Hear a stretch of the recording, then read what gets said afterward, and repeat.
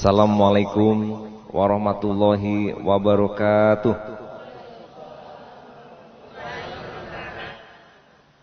Kayak kurang semangat ya. Bulan Ramadan, bulan rahmat. Banyak orang pai mengaji.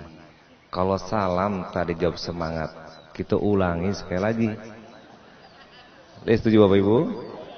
Nah, Assalamualaikum warahmatullahi wabarakatuh. Waalaikumsalam warahmatullahi wabarakatuh. Alhamdulillah, yang semangat menjawab salam kita doakan masuk surga semua. Yang tidak semangat masuk surga tapi tampaknya yang di bawah, awak di atas ya. Oke, alhamdulillah. Wassalatu wassalamu ala asrofil anbiya'i wa mursalin wa ala alihi wa sahbihi ajma'in, amma ba'du. Kita senantiasa bersyukur tiada henti, setiap saat, setiap waktu, kapanpun, dimanapun kita bersyukur dengan mengucapkan alhamdulillah. Dengan mengucapkan alhamdulillah, otomatis langsung Allah berikan kenikmatan buat kita. Oleh karena itu kami mengajak kepada Bapak Ibu mengawali tausiah ini untuk bersyukur kepada Allah. Coba kita bayangkan, teman-teman kita mungkin ada yang terbaring sakit, ada yang mungkin juga di rumah sakit, ada yang mungkin punya masalah sehingga tidak bisa pergi bersama kita kemari, dan banyak lagi mungkin satu persatu. Coba bandingkan dengan kita yang duduk di sini, udara segar, kita hirup, bertemu dengan teman-teman, maka kita bersyukur alhamdulillah. Kemudian juga selain kita diberikan kekuatan fisik hadir, dan satu lagi yang tiada taranya yang kita harus syukuri, yaitu nikmat hidayah. Kenapa nikmat hidayah? Karena Allah pun memberikan hidayah kepada kita untuk bergerak, hati kita datang kemari, digerakkan langkah kita datang kemari. Mungkin ada teman kita, mohon maaf, tidak dapat hidayah, kemudian gak datang kemari, malas. Maka banyaklah alasan yang muncul. Begini, begitu, saya tidak bisa hadir. Dibandingkan kita, alhamdulillah, mungkin masih ngantuk tadi ibu-ibu menjelang sahur masak. Setelah sholat subuh banyak lagi langsung kemari. Tapi hidayah Allah berikan, kita tergerak hati kemari. Alhamdulillah. Jadi Bapak Ibu, kita syukuri keadaan ini, dan kita selalu bersyukur kepada Allah. Semoga nikmat dapat apapun yang ada pada kita, sedikit banyak cukup, pokoknya ala kulli halin alhamdulillah. Begitu kata Nabi, situasi kondisi apapun kita ucapkan alhamdulillah. Kemudian salam kepada Nabi kita Muhammad Rasulullah Sallallahu Alaihi Wasallam. Yang kita hormati ibu-ibu, kelihatan pagi-pagi ini semuanya cantik semuanya. Insya Allah ahli surga semuanya. Tapi mohon maaf, nggak ada yang tua-tua nanti di surga. Oh, nanti ada yang protes, Pak ambola tua Pak bako Pak. Yang tua-tua dijadikan mudo saja nanti. Alhamdulillah, amin ya Bu ya. Jadi terima kasih juga sudah meramaikan wirid kita nih dari Majelis Taklim Indonesia. Kemudian juga dari SKPD kami hadir Kepala Badiklat Pak Rosman dan seluruh jajaran beliau, Kepala PLT Kesbang Polimas Pak Zul Aliman beserta jajaran beliau, dan hadirin serta para pemirsa Padang TV yang dirahmati Allah. Kali ini kita menyampaikan tentang tanggung jawab orang tua. Orang tua, bapak dan ibu. Kalau di sini yang hadir mungkin sudah tua, anaknya sudah besar. Mungkin yang saya sampaikan ilmunya bisa buat anak kita kepada cucu kita. Tapi yang jelas tertera dalam Al-Quran, Allah berfirman, ya ayyuhalladzina amanu qu anfusakum wa ahlikum naro. Hai orang-orang yang beriman, jagalah, selamatkanlah dirimu dan keluargamu dari api neraka.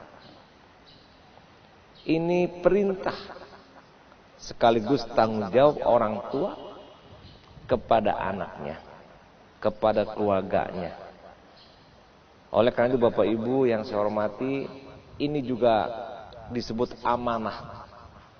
Ya, amanah ini harus dijalankan. Setiap kita punya amanah.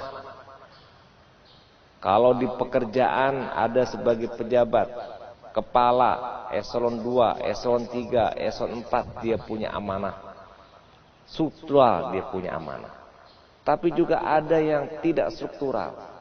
Amustaf biasa Pak, tapi Anda pegawai negeri, maka Anda punya amanah. Amanahnya masuk kantor pagi tepat waktu, pulang kantor tidak boleh capek pada waktu, harus juga sesuai dengan waktu. Itu amanah. Seorang staf fungsional pun ada amanah. Kalau tidak dikerajuan amanahnya rusak. Dalam beberapa ayat jelas, dalam hadis pun juga jelas, bahwasanya amanah kalau tidak dijalankan, kehancuranlah yang akan terjadi. Iza duyatul amanah wa wusidal amru ila ghairi ahlihi fantaziris sa'ah. Ketika dilalaikan amanah dan diberikan tidak sesuai dengan kemampuannya amanah tersebut, maka tunggulah kehancurannya. Nah Bapak Ibu, sebagai orang tua itu juga amanah. Oleh karena itu hadis Nabi mengawali orang-orang yang ingin menikah menjadi suami dan istri, itu disebut oleh Rasulullah bagi siapa yang mampu. Kalau tidak mampu, tidak boleh menikah karena dia tidak bisa menjalankan amanah.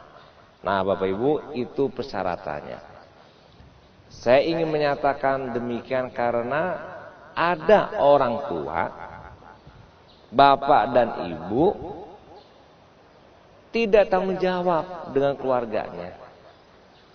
Mungkin ketika dia belum punya anak, suaminya cuek kepada istri, istri cuek kepada suami. Suami tak kemana, istri tak kemana. Ketemu cuman malam di kasur, besok pagi pisah lagi, terus begitu tiap hari. Maka dia tidak menjalankan amanah sebagai suami dan sebagai istri. Kemudian punya anak. Kadang-kadang bapak lupa, tugasnya disuruh kepada ibu saja. Segala suatu urusan anak, ibu. Ada masalah, ibu. Anak sakit, suruh pula ibu. Anak ada masalah di sekolah, nyuruh ibu pai. Karena berang ibu. Tapi giliran anak dapat juara, apaknya yang maju ke muka. Sia apaknya. Nah kan begitu. Tiba anak nakal, ibu yang kena berang. Tidak boleh. Kenapa? Tanggung jawab orang tua. Allah jadikan laki dan wanita sebagai suami istri. Allah jadikan laki wanita sebagai bapak dan ibu. Itu bukan sembarangan. Bukan kebetulan. Bukan sesuatu yang terjadi begitu saja. Tetapi Allah memang jadikan laki-laki dengan laki-lakinya, wanita dengan sifat wanitanya, ketemu dalam rumah, maka mantap mendidik memelihara, membangun, mengembangkan anaknya menjadi anak yang hebat. Saya ulangi ya Bapak Ibu, Allah jadikan laki-laki dengan sifat laki-lakinya. Allah jadikan perempuan dengan sifat perempuannya. Laki dan perempuan pasti beda. Disatukan dalam rumah, jadi suami istri dan jadi bapak ibu. Maka ketika berperan masing-masing untuk mendidik anaknya, mantap. Pas. Nah, kalau ada satu yang tidak berperan, apanya cuek, hilanglah sebagian peran rumah kepada anaknya, maka hilang pula sebagian karakter, sifat perilaku yang baik yang harusnya diisi kepada anak, tapi anak tidak terisi karena hilangnya peran bapak, atau sebaliknya hilangnya peran ibu. Secara kepribadian akan muncul nanti pada saat remaja dan terlihat pula pada dewasa, yang semuanya rugi bagi yang bersangkutan. Oleh karena itu Bapak Ibu, awak laki jadi ayah jadi suami, awak perusi jadi ibu jadi istri, harus bertanggung jawab menjangka mana basamu-samu. Termasuk juga rumah tangga besar. Anak juga mungkin kita dengan orang tua dan mertua dan keluarga besar lainnya. Tentu walaupun Allah tadi dalam surah At-Tahrim ayat 6 difokuskan kepada keluarga inti, yaitu kita dan anak, tapi ini pun perlu kita lebarkan kepada keluarga besar untuk supaya jauh dari api neraka. Nah Bapak Ibu yang saya hormati, Rasulullah juga menyebutkan dalam sebuah hadis, alimu auladakum suratan nur, didiklah putra-putrimu dengan surat nur. Allah bertanya, apa kok surat nur? Surat An-Nur ini berisi nilai-nilai norma, nilai-nilai etika, nilai-nilai akhlak bagaimana seseorang kepada orang tua, bagaimana seseorang kepada masyarakat, dan bagaimana seseorang bersama temannya dan sesama, baik di rumah ataupun di luar rumah. Etika, moral, norma, akhlak wajib diajarkan kepada orang tua, dari orang tua kepada anaknya. Nah, jadi Bapak Ibu yang saya hormati, tampilnya anak itu adalah cermin dari apa yang kita didik. Awal di rumah bacarui-carui, anak pun pasti 100% bahkan 1000% bacarui. Anak kau acuk diberangi, maka anak tersebut acuk puluh berang ke yang lain.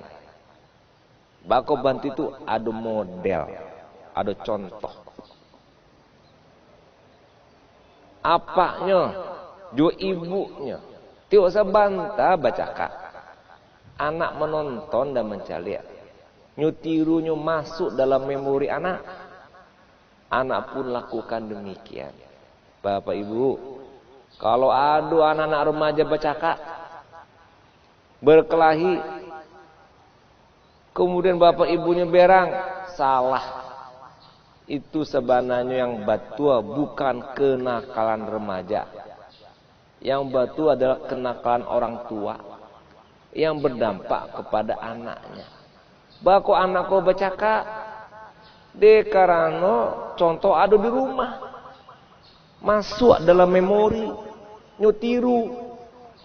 Tapi coba kalau bapak ibu di rumah tidak pernah bacaka, tidak pernah bacari-cari, dari mana anakku ke bacari? Tidak ada contoh. Dari mana anakku ke bacaka? Tidak ada contoh.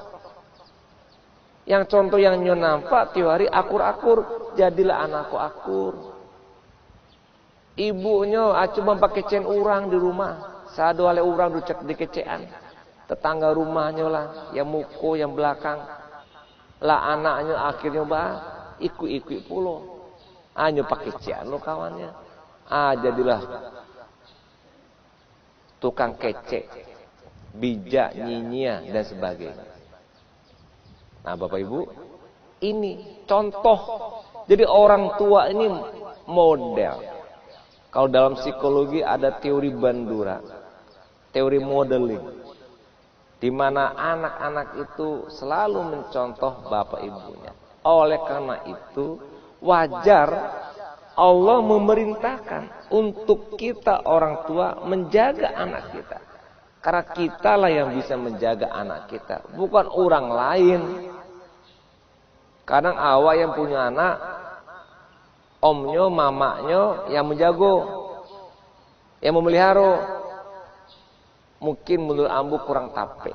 Tetap orang tua yang menjago, orang tua yang mendidik, orang tua yang memelihara. Deinyo lah yang punya tanggung jawab oleh Allah. Om mama awak, om awak, tante boleh mengawasi anak awak, boleh mendidik yang baik anak awak, tapi tanggung jawab tetap di tangan orang tua. Nah jadi Bapak Ibu, cerminan itu terjadi melalui pendidikan yang kita buat. Lingkungan, rumah yang paling utama. Kan dalam hadis juga disebutkan, kullu mauludin yuladu alal fitrah fa abawahu yuhawidanihi au yunasironihi au yumajisani. Jadi bahwa kata Nabi, supaya kita menjaga dan mendidik anak kita. Setiap anak itu fitrah. Bapak ibu yang mencontohkan, menjadikan, membentuk, membuat, menentukan ba'a anak kamuku. Mau jadi Yahudi, Nasrani, Majusi. Dek lapeh dari fitrah Islam. Kalau awak didik aja Islam, anak awak kok soleh solehat. Nah jadi bapak ibu, mungkin awak di siko yang hadir, anak-anak mungkin ala gadang, oke lah nabang. Tapi tetap kita punya harapan, anak kita pasti punya jodoh. Jadi suami jadi istri, agi tahu. Misalnya anak awak ada konflik jo suami jo istrinya, beko suatu saat dalam situasi yang baik panggil, nak di muka anak zaman itu, anak protes, ama apa gue cucu jo kemana? Bak ini berubah loh sih. Aiko di menengah pengajian Pak Gubernur mati. Karena mbak ada daripada indah merubah, lebih baik kini indah ada terlambat untuk berbuat baik. Ibu, iyo kok bantu itu apa? Jadi anak yang protes. Karena begini Bu, saya masih ingat betul Bapak Ibu. Seorang bapak dan ibu menemui saya. Waktu itu saya masih aktif praktek sebagai psikolog. Mengeluhlah bapak ibu nih. Bagaimana Pak, anak kami SMA. Disuruh sholat gak mau.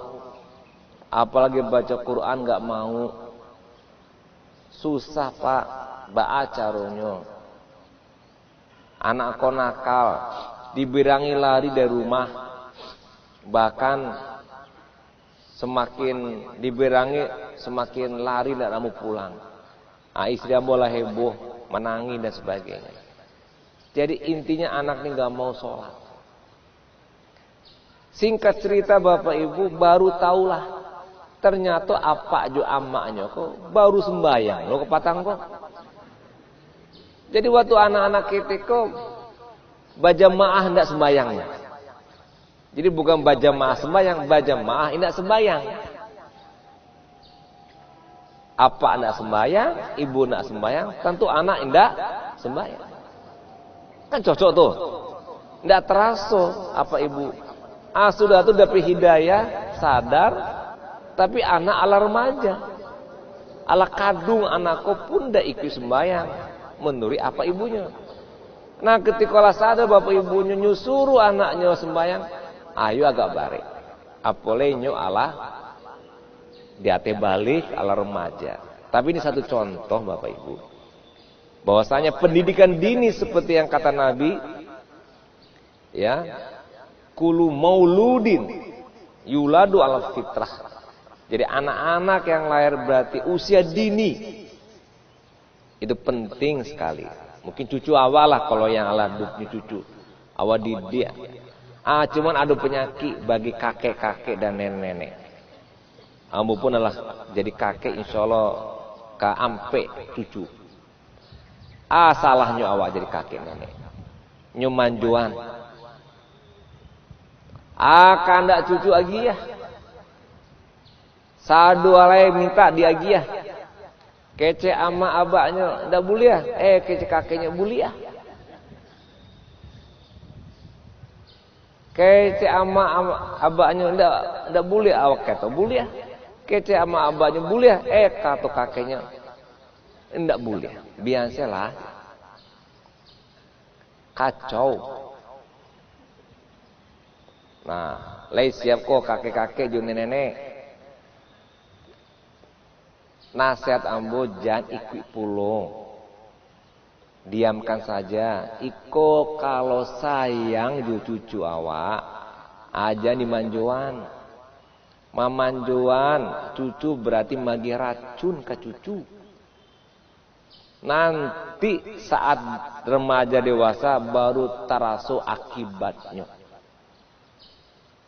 Tapi kadang-kadang awak susah. Ambo pun merasakan juga. Cucu awak nyopaso ju ibunya belajar, anak ndak namua, nyopaso suruh baca Quran ndak namua. Kadang awak ikut satu loh. Udah biarkan aja lah ndak apa-apa masih ketek. Padahal dulu awak cucu juga awal. Nah itu nggak boleh. Biarkan jangan sampai di muka anak atau cucu ada pendidikan yang berbeda. Ada pengajaran yang berbeda. Akhirnya anak atau cucu jadi confused, bimbang bingung. Akibatnya pertumbuhan kembang mental anak tidak matang. Kece apa? Tidak boleh.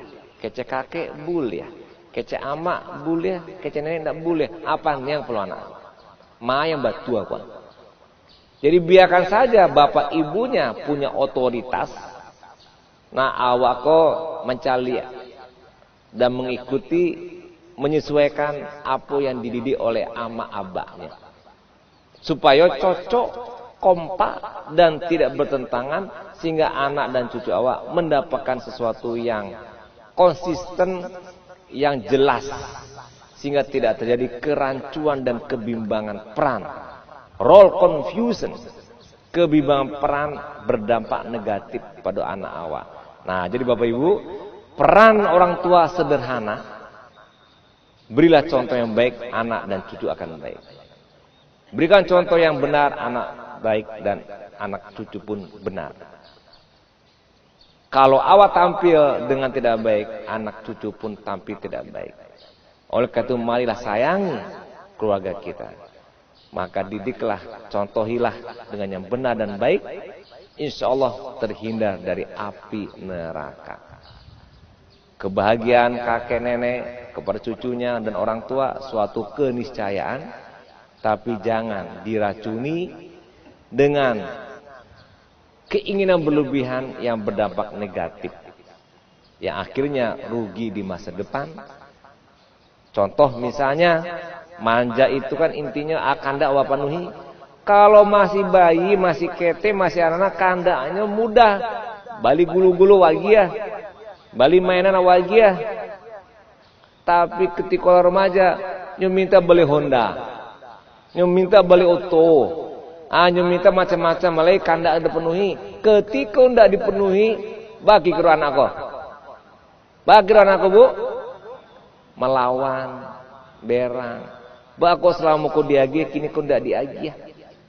Nah itulah akibatnya. Tapi kalau kita didik yang benar-benar, yang salah-salah, yang boleh-boleh, yang tidak-tidak, maka insya Allah anak terbiasa dengan kebaikan. Begitulah tugas kita. Mudah-mudahan ini buat kita semua, buat saya sendiri juga dan kita semua yang hadir. Mohon maaf kalau yang salah, karena sudah waktunya cukup. Assalamualaikum warahmatullahi wabarakatuh.